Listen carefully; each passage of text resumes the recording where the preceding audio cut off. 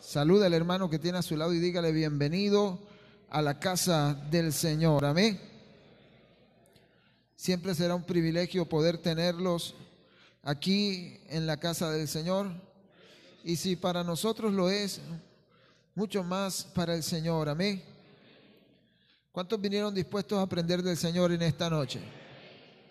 Así que saque su Biblia si la trajo en esta noche y ábrala en el libro de Marcos, Marcos capítulo 6. Hemos estado orando por diferentes áreas en nuestra vida, en la iglesia, en la familia.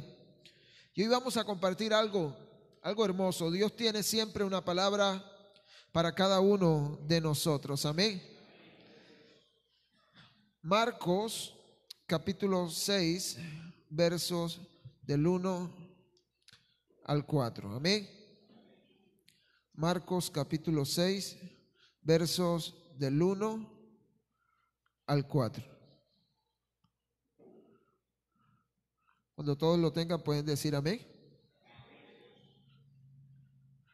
Dice la palabra de Dios en nombre del Padre, del Hijo y del Espíritu Santo. Jesús salió de esa región y regresó con sus discípulos a Nazaret, su pueblo. El siguiente día de descanso comenzó a enseñar en la sinagoga y muchos de los que oían quedaban asombrados. Preguntaban: ¿de dónde sacó toda esa sabiduría y el poder para realizar semejantes milagros? Y se burlaban. Es un simple carpintero, hijo de María, hermano de Santiago, José, Judas y Simón. Y sus hermanas viven aquí mismo entre nosotros. Se sentían profundamente ofendidos y se negaron a creer en él. Entonces Jesús le dijo: un profeta recibe honra en todas partes, menos en su propio pueblo y entre sus parientes y su propia familia. Padre, en esta hora te pido, Señor, que hables a nuestros corazones a través de tu palabra. Señor, toma los corazones de tus hijos en este lugar, Señor, y permite que puedan recibir tu palabra con humildad, Señor, y que puedan atesorarla en sus corazones y que puedan, Señor, ponerla por obra. En el nombre de Jesús de Nazaret, me suelto en tus manos, Señor. Amén y amén. Puede tomar asiento.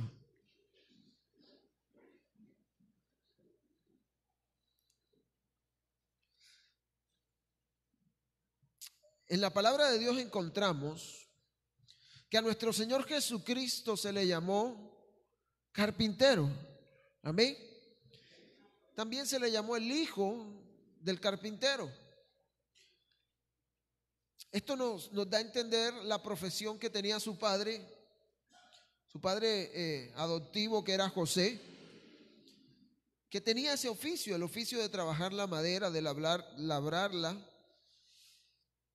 Los carpinteros toman un trozo de madera rústico, le dan forma como ellos quieren, como tienen en mente hacer, lo cortan, lo limpian, lo lijan, lo pulen. En el texto que acabamos de leer, Jesús se encontraba entre su propia familia, entre su propio pueblo, y dice la Biblia que ellos se burlaban de él y decían: es un simple carpintero. Mire, si todo lo que Cristo hizo como carpintero fue grande, ¿no cree usted que Él puede hacer con nuestras vidas lo que quiera y transformarnos? Porque me da a entender la palabra que en algún momento de su vida Jesús trabajó la carpintería junto a su Padre, por el corazón y por la actitud y la mansedumbre que Jesús tenía. Déjenme decirle en esta noche que Jesús tiene el poder y la autoridad para tomar un corazón de piedra y convertirlo en un corazón de carne. ¿Cuántos dicen amén?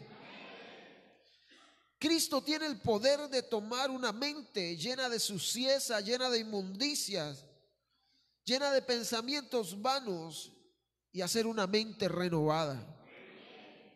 Cristo tiene el poder de tomar tus manos. Levanta tus manos ahí donde estás. Cristo tiene el poder de tomar tus manos, hombre o mujer, que quizá en algún momento hemos sido irresponsables, hemos hecho cosas que a Él no le agradan con nuestras manos, y puede transformar nuestras manos para un uso honorable.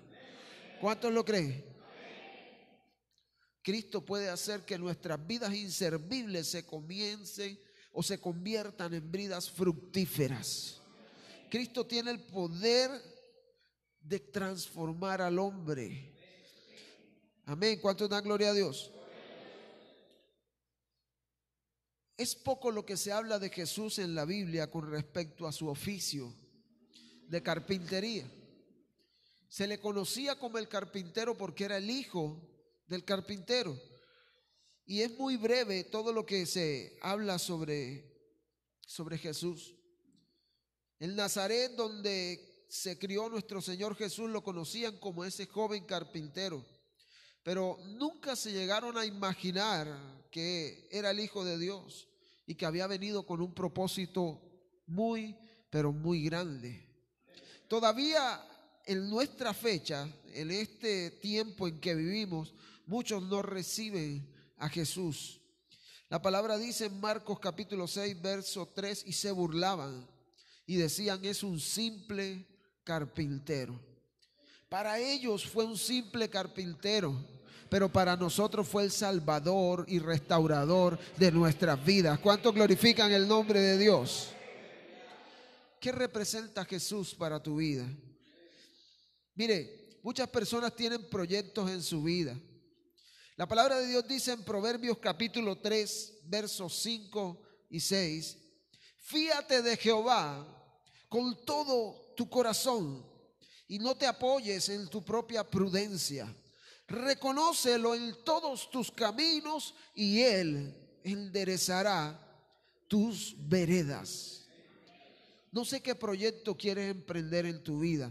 No sé, quizá tu sueño es, digas: yo no quiero equivocarme en una decisión, yo no quiero equivocarme de pronto si voy a estudiar una carrera, no quiero equivocarme en un proyecto empresarial, en lo que tú vayas a emprender en tu vida. La palabra de Dios dice: fíate de Jehová de todo tu corazón. Hace poco aprendíamos de eso, ¿cierto? Aprendíamos del hecho de confiar en el Señor todo lo que vayamos a hacer, de tener en cuenta a Dios en todo lo que hagamos en nuestra vida. Dile al que está a tu lado: es necesario que le entregues a Jesús tus proyectos. ¿Cuántos de los que están aquí han orado por sus proyectos? Mire, usted y yo necesitamos a ese simple carpintero.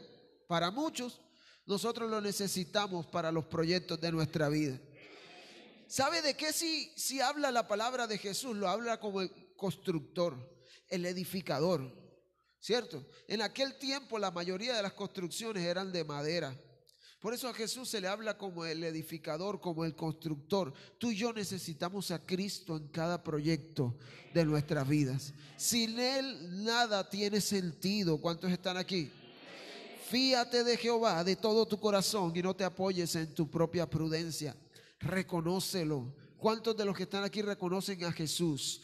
Debemos reconocerlo en todos nuestros caminos. Es decir, Él es quien va delante de nosotros en nuestro caminar. Y Él es quien va enderezando todas nuestras veredas. Amén. Debemos poner en manos de Jesús todo lo que vamos a hacer. Amén. ¿Sabe también qué debemos poner en manos de Jesús? ¿Cuántos de los que están aquí tienen trabajo? ¿Cuántos trabajan? Levante su mano ahí.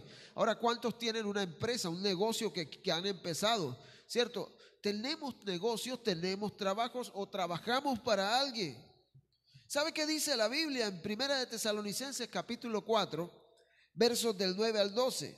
Pero acerca del amor fraternal no tienen necesidad de que se les escriba, porque ustedes mismos han aprendido de Dios que se amen unos a otros.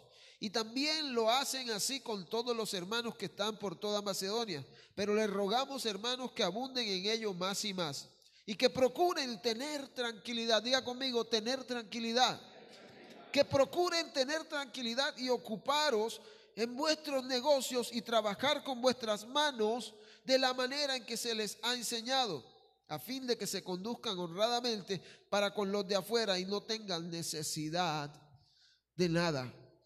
Aquí lo que se le está hablando a la iglesia de Tesalónica es que ellos, así como abundaban en amor, podían también seguir en su labor, seguir trabajando confiados. Porque es que la misma imagen que se tenía del evangelio en otro tiempo es la imagen que todavía guarda el mundo acerca del cristianismo. Muchos critican la iglesia del Señor, muchos ven la iglesia del Señor como una recogedora de limosnas, muchos ven la iglesia del Señor quizá como la iglesia que pide, como la iglesia que exige dinero a la gente. Déjeme decirle una cosa, un mandato que Dios le dio a través del apóstol Pablo a la iglesia de Tesalónica es que siguieran trabajando para tener buena imagen delante del mundo. Amén. Por eso nosotros trabajamos, por eso nosotros laboramos, para no tener necesidad, dice aquí, de nada. Pero sabe una cosa, muchos de los que estamos aquí quizás no le hemos entregado al Señor nuestro trabajo. Muchos de los que estamos aquí somos quizás de las personas que hemos perdido la fe con respecto al trabajo. Muchos quizás salen a trabajar y regresan con las manos vacías. Muchos quizás salen a trabajar y no ven la producción en su empresa, en su negocio. Déjame decirte algo en esta noche. Es tiempo de que le entregues a Jesús tu trabajo. Es tiempo de que le entregues a Jesús tus deudas, los préstamos que quizás tienes con el banco, qué sé yo, con el prestadiario. Iglesia, es necesario que confíes al Señor todo lo que hagas. Jesús puede transformar tu vida laboral. Jesús puede transformar tu trabajo. ¿Cuántos están aquí? Debemos creer que el Señor va con nosotros donde quiera que vayamos. Mire, muchos de los que están aquí quizás trabajan para otras personas y quizás su jefe es un jefe que lo trata mal, quizás el trato que le dan no es el mejor, quizás a usted le da temor llegar al trabajo porque dice no, ya me van a regañar, o quizás has considerado renunciar de tu trabajo. ¿Sabe qué dice la palabra con respecto a eso? En Colosenses 3:22, siervos, ¿cuántos son siervos aquí? Dice, obedezcan en todo a vuestros amos terrenales, no sirvan por el ojo como los que quieren agradar a los hombres, sino con corazón sincero, temiendo siempre ¿a quién? A Dios. Amén. ¿Y sabe qué dice Primera de Pedro capítulo 2 verso 18? Estén sujetos con todo respeto a vuestros amos, no solamente a los que son buenos y afables, sino también a aquellos que son difíciles de soportar. Para todo hay una respuesta en la palabra de Dios. Y quizá tú has sido de esas personas que has tenido un jefe que no ha sido el mejor. Quizá te regaña, te exhorta. La palabra de Dios es sencilla y nos dice que obedezcamos en todo. ¿Sabe por qué? Porque esto agrada al Señor.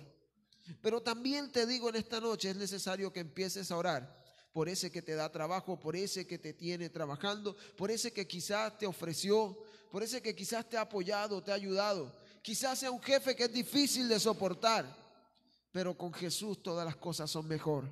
Amén. ¿Cuántos lo creen? ¿Cuántos lo creen?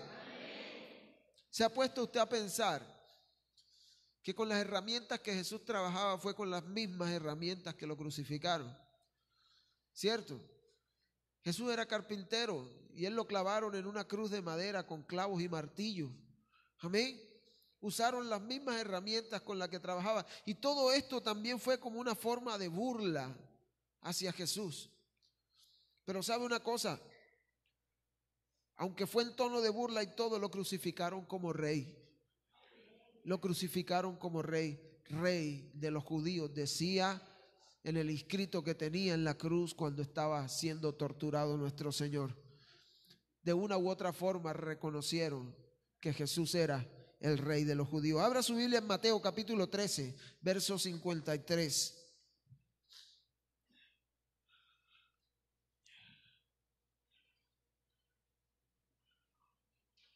No, verso 55, Mateo 13, 55. Aquí vuelven a burlarse del Señor y dicen de él, ¿no es este el hijo del carpintero? Nuevamente su propio pueblo se mofa de él. Quizás sea la misma situación contada por dos evangelistas distintos. Pero en todo caso, su propio pueblo no le recibió. Su propio pueblo lo rechazó. Por eso la Biblia en Juan capítulo 1, versículo 12 dice de Jesús: a los suyos vino, pero los suyos no le recibieron.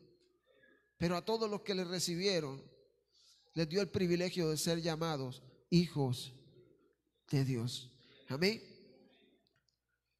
Entrégale tu familia al Señor. En 1 Samuel capítulo 18, David le responde a Saúl y le dice: ¿quién soy yo? ¿O qué es mi vida?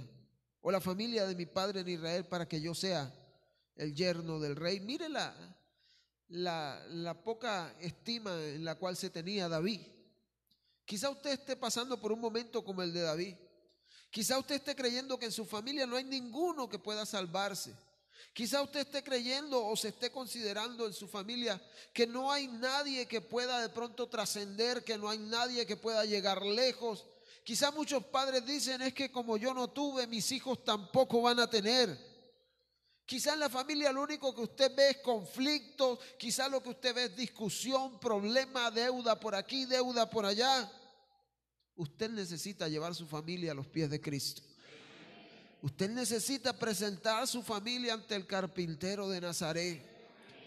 Él usará todas las herramientas que tenga a su mano para transformar su familia. ¿Cuántos dan gloria a Dios? Pero muchas veces no le entregamos nuestra familia, o nos da igual entregarla o no entregarla al Señor. Déjeme decirle, iglesia, esta es una noche para entregarle al Señor nuestra familia en oración.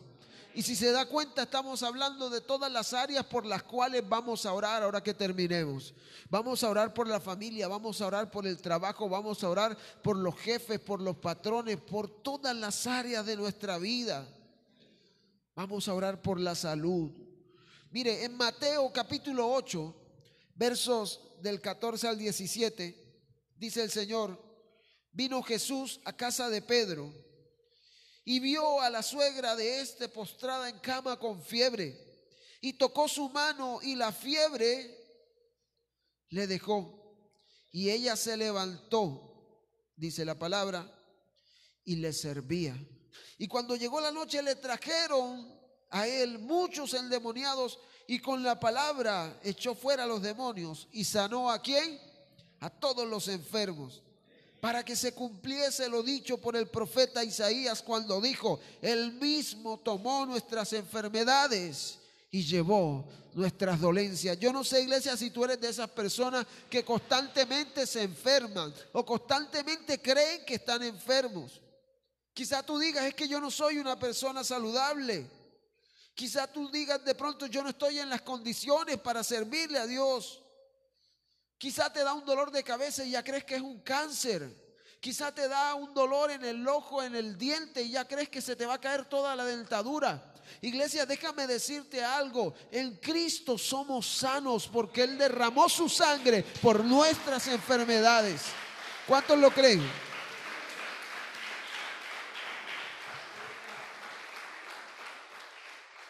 No sé si usted está cansado de estar enfermo, pero déjeme decirle, no es fácil vivir con una enfermedad.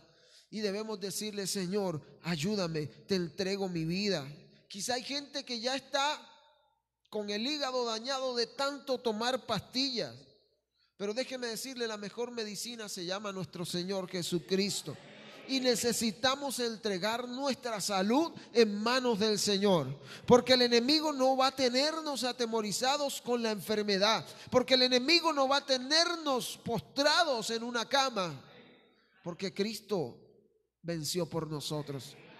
Yo no sé cuántos están creyendo esta palabra, pero es necesario entregarle nuestra salud a aquel que puede curar cualquier enfermedad.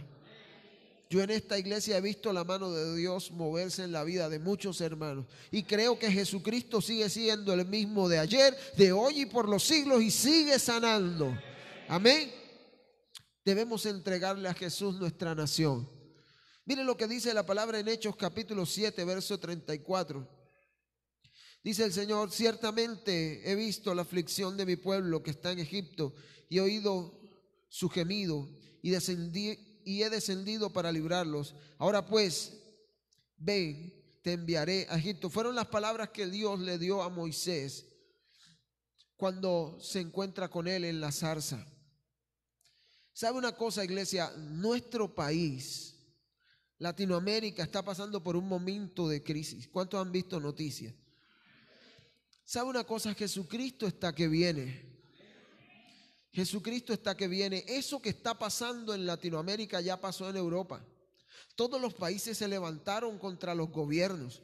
Los gobiernos están desestabilizados por todo el mundo. Hay problemas gubernamentales, políticos, religiosos por todo el mundo. En pocos días nuestro país entrará en paro nacional. ¿Qué estamos haciendo usted y yo como iglesia para clamar a Dios por misericordia para nuestra nación? En cierto momento el pueblo de Israel estuvo preso en Egipto y de seguro, porque Jesús le dice a Moisés: su clamor ha llegado hasta donde mí, era porque el pueblo estaba orando al Señor.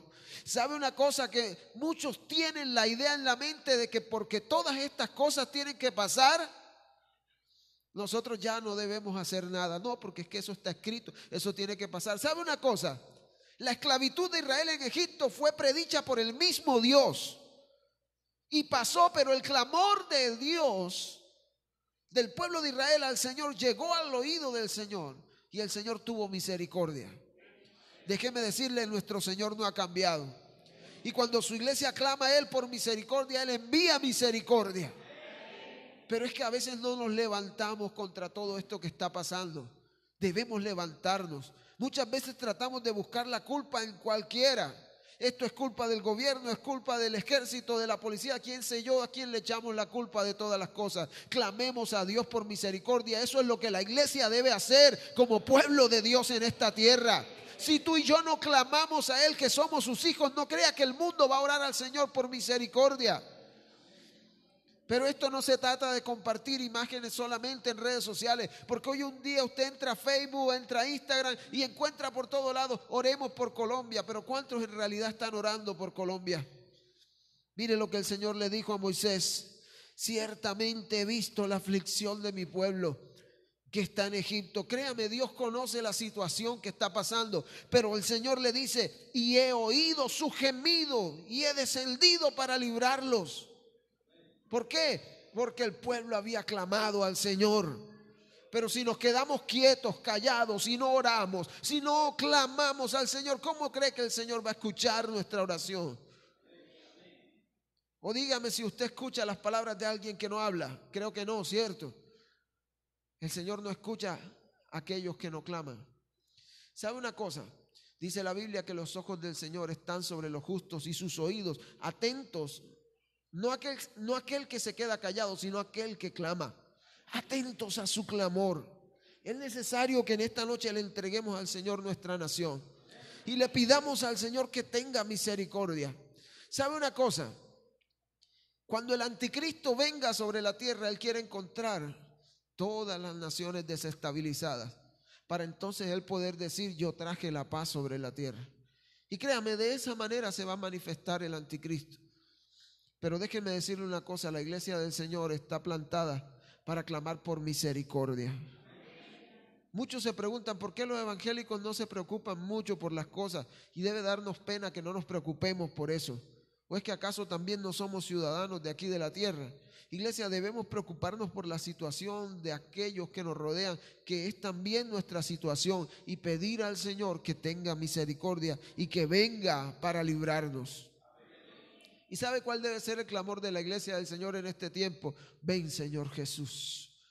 Y Él dijo que vendría pronto y está que viene por su iglesia. ¿Cuántos están aquí? Mire, ¿cuántos son casados en este lugar o están próximos a casarse o están en una relación de noviazgo? Levante su mano sin pena, amén. ¿Cierto? ¿Sabe una cosa? Vamos a leer lo que dice Juan capítulo 2, verso 1 al 10. Nosotros debemos entregar nuestras relaciones al Señor. Dice la palabra del Señor que al tercer día hicieron unas bodas en Caná de Galilea y estaba allí la madre de Jesús y fueron también invitados a las bodas Jesús y sus discípulos. Y faltó el vino y la madre de Jesús le dijo: no tienen vino. Jesús le dijo: ¿qué tienes conmigo, mujer? Aún no ha venido mi hora. Su madre le dijo a los que servían: hagan lo que él les diga. Con eso María estaba diciendo: Jesús va a hacer algo aquí. Dice la Biblia: y estaban allí 6 tinajas de piedra para agua conforme al rito de la purificación de los judíos, en cada una de las cuales cabían 2 o 3 cántaros. Jesús les dijo: llenen esas tinajas de agua, y las llenaron hasta arriba. Entonces les dijo: saquen ahora y llévenlo al maestro de ceremonias. Y se lo llevaron. Cuando el maestro de ceremonias probó el agua hecha vino, sin saber él de dónde era, aunque lo sabían los sirvientes que habían sacado el agua, llamó al esposo y le dijo: todo hombre sirve primero el buen vino, y cuando ya han bebido mucho, entonces saca el inferior, mas tú has reservado el buen vino hasta esta hora. ¿Sabe qué significa el vino en el hogar? Estaba Jesús en una boda, estaba Jesús en un matrimonio y se les acabó el vino. Esto tiene una enseñanza muy profunda para nosotros. Muchas veces en los matrimonios, muchas veces en las relaciones se acaba el vino. ¿Y sabe qué significa el vino? El vino representa el gozo dentro del hogar, el gozo dentro de la pareja. Déjeme decirle algo: no es tiempo de andar buscando culpables, de echarle la culpa al esposo, de echarle la culpa a la esposa, a los hijos, de buscar un responsable. Así no funciona la cuestión. Es cuestión de que lleguemos donde la persona indicada. ¿Y quién es la persona indicada? Jesucristo. Diga conmigo: Jesucristo.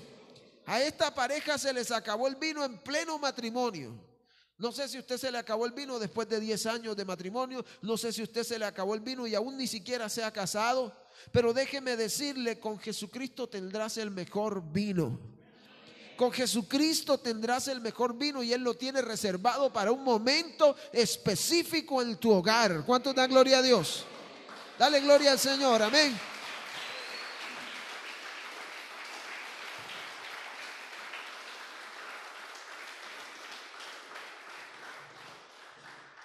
En el griego hay una palabra que se llama tecón, que describe a una persona que trabaja con sus manos a fin de construir. Cuando se tradujo el Nuevo Testamento al griego, se refiere a Jesús como tecón, aquel que usa sus manos para construir. ¿Sabe qué dice la palabra? Que Él es el alfarero.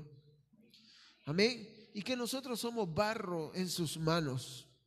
Y sabe también que dice la palabra de Jesús, que Él es el constructor, que Él es el que va edificando. Jesús tiene control de tu vida, si tú se lo permites. Jesús puede tomar el control de cada área de tu vida siempre y cuando tú se lo permitas. Mucha gente peca porque no le da el control de su vida a Jesús. Pero esta es noche donde tú debes decir: Señor, yo te entrego el control de mi vida. Y verá usted cómo Dios empezará a tomar las riendas de toda su vida. Amén. De toda su vida. Muchos hogares se encuentran destruidos. Muchos hogares se encuentran, han fracasado por la lejanía, qué sé yo, porque el uno trabaja y el otro no, quizá porque el esposo ofende a la esposa ofende al esposo. Pero déjeme decirle: Jesús debe ser el centro de tu hogar. Entrégale a Jesús el control de tu vida. ¿Sabe que también debemos entregarle a Jesús el control de nuestra economía, de nuestras finanzas? Amén. Filipenses capítulo 4, verso 19.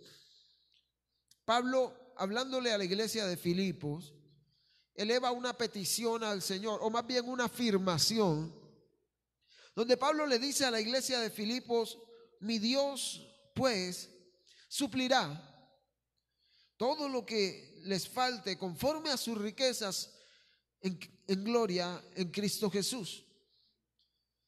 Pero ¿cuál es el contexto de este texto que les acabo de mencionar? Es un momento donde Pablo le está agradeciendo a la iglesia de Filipos Y él le decía: ustedes son la iglesia que más me ha ayudado a mí. Ustedes son la iglesia que más me ha dado ofrenda. Cuando estuve preso, ustedes recogieron para mí. Cuando les prediqué por primera vez el evangelio, ustedes me bendijeron, les dice Pablo. Al final, entonces, Pablo, en agradecimiento, le hace una oración al Padre y les dice, o les afirma a ellos: Dios les suplirá a ustedes todo lo que les falte. Pablo lo que le estaba diciendo es: así como el Señor me ha suplido a mí en momentos de angustia y en momentos de dificultad, ustedes también les va a suplir todo lo que falte conforme a sus riquezas en gloria. No sé si quizá usted, de los que solo han escuchado la palabra de bendición, pero nunca la han visto hecha una realidad en su vida. Yo no sé si usted es de ese tipo de persona que tal vez le ha tocado privar a su familia cuando ellos tienen el deseo de una salida, de un viaje o de algo, porque tal vez usted dice: es que mi economía no da para eso. Quizá usted es de ese tipo de personas que en todo el tiempo anda justo, anda limitado, una deuda tras otra deuda.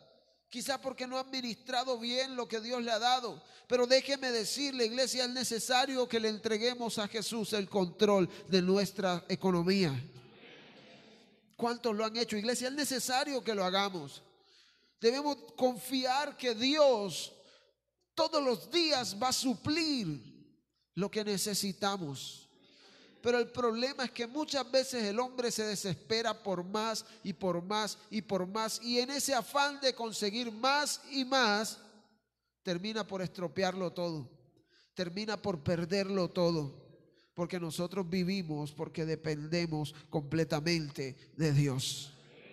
¿Y sabe qué es entregarle al Señor las finanzas? Es decirle: Señor, yo dependo de ti todos los días de mi vida. Todos los días de mi vida. Mire, yo no sé si yo le he contado a alguno de cómo Dios a nosotros como familia pastoral nos ha suplido en los momentos en que hemos necesitado.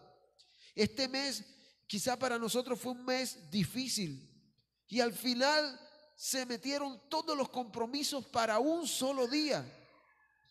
Y yo le dije: Señor, no sé qué vas a hacer, pero tú eres quien suple. Y hasta el día de los compromisos no había salido trabajo, y quizás no había para suplir los compromisos. Y déjeme decirle algo: Dios es tan fiel que en un solo día nos llegó todo el trabajo que necesitábamos para suplir los compromisos que teníamos por delante. Porque el Señor quiere enseñarnos, iglesia, que no es cuando nosotros queremos, sino cuando a Él le place. El Señor quiere enseñarnos que nosotros, por más que trabajemos y nos esforcemos, si lo hacemos sin Él, lo hacemos en vano. Si lo hacemos sin depender de Él, lo hacemos en vano. Dice la Biblia que el caballo se alista para la guerra, pero es Jehová quien le da la victoria. Dice la Biblia que por más que el hombre tire las suertes, es Jehová quien decide cómo cae. Te esforzarás mucho, y si lo haces sin el Señor, te esforzarás en vano. Déjeme decirle: entrégale al Señor el control de tus finanzas, que Él las cuidará de la mejor manera. ¿Cuántos lo creen? ¿Cuántos lo creen? Entrégale al Señor la iglesia. Yo no sé si tú has orado por la iglesia, pero esta es una noche, iglesia, en que debemos entregarle al Señor cada miembro que está aquí y cada miembro que se congrega domingo tras domingo en este lugar. ¿Ven? Filipenses capítulo 1, verso 3. Palabras de Pablo, dice: doy gracias a mi Dios siempre que me acuerdo de ustedes. Siempre están en todas mis oraciones, rogando con gozo por todos ustedes, por vuestra comunión en el evangelio, desde el primer día hasta ahora, estando persuadido de esto, que el que comenzó en nosotros la buena obra, la perfeccionará hasta el día de Jesucristo. Y cómo me es justo sentir esto por todos vosotros, por cuanto os tengo en el corazón y en mis prisiones y en la defensa y confirmación del evangelio. Todos vosotros sois partícipes conmigo de la gracia, porque Dios me es testigo de cómo los amo a todos vosotros con el entrañable amor de Jesucristo. Y esto pido en oración, que vuestro amor abunde aún más y más en ciencia y en todo conocimiento, para que aprobéis lo mejor, a fin de que seáis sinceros, irreprensibles para el día de Cristo, llenos de frutos de justicia, que son por medio de Jesucristo, para gloria y alabanza de Dios. ¿Sabe cuál era la oración de Pablo? La oración de Pablo era que la iglesia que él abría, la iglesia que él fundaba, pudiera probar como una iglesia de Jesús. Tu oración, mi oración por la iglesia debe ser que la iglesia apruebe como la iglesia del Señor Jesucristo. ¿Sabe una cosa? Porque es que muchas veces vemos al hermano de al lado que tropieza y cae, y en vez de orar por él y pedirle al Señor que lo levante, lo que hacemos es que lo pisoteamos más con nuestras palabras, con nuestra murmuración, con nuestros pensamientos. ¿Sabe por qué? Porque no amamos a ese que está ahí a nuestro lado. Y lo que Pablo le hablaba a la iglesia de Filipo y le decía, que el amor del Señor esté con ustedes. ¿Para que qué? Para que puedan ser aprobados, a fin de que sean sinceros e irreprensibles para cuando Cristo venga. ¿Cuántos de los que están aquí están orando por sus hermanos? Iglesia, es necesario que te levantes en oración por aquel que tienes a tu lado. Es necesario que te levantes en oración por la iglesia. Es necesario que te levantes en oración porque tú también eres parte de la iglesia. Déjeme decirle algo: el cristiano que no ora por la iglesia no se considera parte del cuerpo de Cristo. Amén. ¿Con qué se soba usted cuando se golpea la rodilla? ¿Con qué? Con la mano. ¿Y qué tal que esa mano no fuera parte de su cuerpo? ¿Con qué se iba a sobar? Es necesario que como cuerpo de Cristo empecemos a orar los unos por los otros. Es necesario que como cuerpo de Cristo empecemos a clamar por aquel que tiene necesidad. Mire, yo sé que hay muchos de aquí que conocen la necesidad de su hermano y quizás dicen, pero no tengo para ayudarle, no tengo el dinero, pero puedo orar por él. Amén. Y quizás estás haciendo mucho más. Aunque la Biblia dice que ayudemos, que en eso demostramos el amor, es necesario que si tú no tienes de pronto para ayudarlo físicamente o materialmente, ores por él. Porque es un mandato mucho más grande, orando en todo tiempo, con toda oración y súplica por todos los santos. Amén. ¿Cuántos dan gloria a Dios? No sabemos si quizás las cosas no anden bien, si hay conflictos dentro de la iglesia, murmuración entre un hermano y otro, murmuración entre las familias de la iglesia, peleas, discusiones, contiendas. Debemos orar porque Cristo está que viene. Cristo está que viene. Y por eso he traído esta palabra, porque hoy vamos a terminar este servicio, esta semana de oración que hemos tenido, clamando al Señor por todas estas áreas de nuestra vida. ¿Cuántos lo van a hacer conmigo? Colócate sobre tus pies en esta noche y vamos a orar al Señor, porque yo sé que el Señor tiene control de todas las cosas. Amén. Nuestro Dios es bueno.